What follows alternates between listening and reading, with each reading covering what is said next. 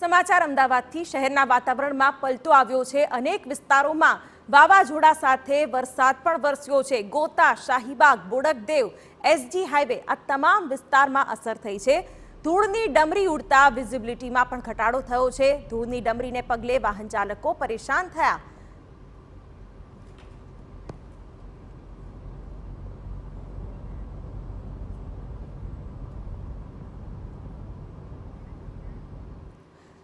અમારા સંવાદદાતા સચિન પાટીલ હાલ શહેરમાં શું સ્થિતિ છે તે વિશે માહિતી આપી રહ્યા છે। સચિન, કેટલાય દિવસોથી કાળઝાળ ગરમીનો સામનો કરી રહ્યા હતા અમદાવાદ વાસીઓને આજે વાતાવરણમાં પલટો, જેમ કે હવામાન વિભાગે જણાવ્યું હતું કેટલાક વિસ્તારોમાં વરસાદ પણ વરસ્યો છે। કેવી સ્થિતિ આપ જ્યાં હાજર છો ત્યાં? શિવાની, સેટેલાઇટ વિસ્તારમાં જે પ્રકારે પવન ફૂંકાયો અને ત્યારબાદ જે 43 ડિગ્રી અને 42 ડિગ્રી સુધીની જે ગરમી લોકો વેઠી રહ્યા હતા એ ગરમીમાંથી લોકોને રાહત મળી છે। જે પ્રકારે વરસાદની શરૂઆત થઈ છે, આપ જુઓ અહીંયા મારી પાછળ, તો આ જે દ્રશ્યો છે એ સેટેલાઇટ વિસ્તારમાં આપ જોઈ પણ રહ્યા છો કે વરસાદ વરસ્યો છે એ પહેલા ખૂબ જોરથી પવન ફૂંકાયો છે અને સાથે જ સાથે વાતાવરણમાં જે પલટો આવ્યો છે હજુ પણ આપ જોઈ શકો છો અમદાવાદ શહેરમાં જે વાદળ છે, વાદળછાયું વાતાવરણ છે અને કાળા ડિબાંગ વાદળો પણ આપણને દેખાઈ રહ્યા છે। સ્થિતિ એવી છે કે હજુ વરસાદ વરસશે અને હજુ પણ જે પવનની ગતિ છે એ પવનની ગતિ પણ દેખાઈ રહી છે અને વીજળી પણ જે છે એના કડાકા પણ થઈ રહ્યા છે। ત્યારે સ્થિતિ જે છે એ સ્થિતિ એકદમ ગરમીની જે માર લોકો વેઠી રહ્યા હતા એ ગરમીની મારથી હવે સીધું એક હિલ સ્ટેશન જેવો માહોલ અમદાવાદ શહેરમાં આપણે જોઈ રહ્યા છે।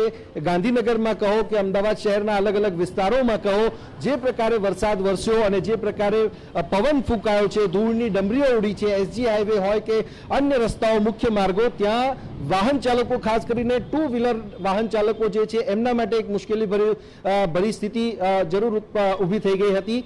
પરંતુ વરસાદ પડવાથી થોડીક રાહત જે છે એ તાપમાનમાં ઘટાડો થવાને કારણે થઈ છે અને હજી પણ જે આગાહી છે એ આગાહી હજુ 24 કલાકની છે। 24 કલાકમાં હજુ પણ ગુજરાતના મધ્ય ગુજરાત, ઉત્તર ગુજરાત, કચ્છ સહિતના અને દક્ષિણ ગુજરાતમાં જે છે એ વધારે આની અસર પણ જોવા મળી રહી છે। જે પ્રકારનું સાયક્લોનિક સર્ક્યુલેશન આપણે જોયું છે નોર્થ ઇસ્ટ અરબી સમુદ્રમાં અને ત્યારબાદ રાજસ્થાનના દક્ષિણી ભાગ તરફનું, ત્યારે એ જે સિસ્ટમ ડેવલપ થઈ છે, સિસ્ટમ ડેવલપ થવાને કારણે આ સ્થિતિનું નિર્માણ થયું છે।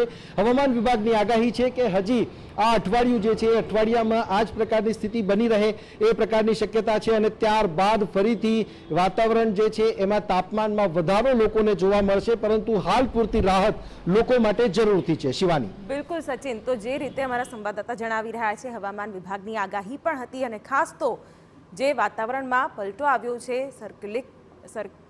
સાયક્લોનિક સર્ક્યુલેશનની તે અસર છે અને આખા ગુજરાતમાં વાતાવરણમાં પલટો, આ જ રીતની સ્થિતિ અને ક્યાંક ક્યાંક ઝાપટા પણ પડ્યા છે।